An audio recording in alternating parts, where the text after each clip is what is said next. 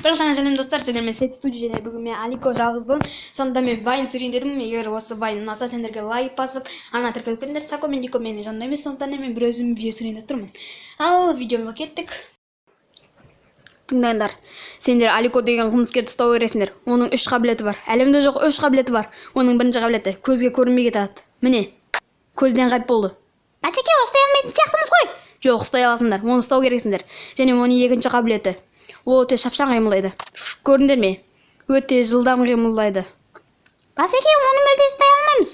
Ұстауларың керексіңдер, оны қылмыскер, көрдіңдер ме? Камерамен ойнап жүр. Өте жылдам қимылдайды. Көрдіңдер ме? Ал оның үшінші қабілеті, ол өте мықты. Оның күші көп. Жерді бір сәл сілкіндіріп жібереді. Көрдіңдер ме? Ой, бәсеке, мұны ұстай алмаймыз ғой.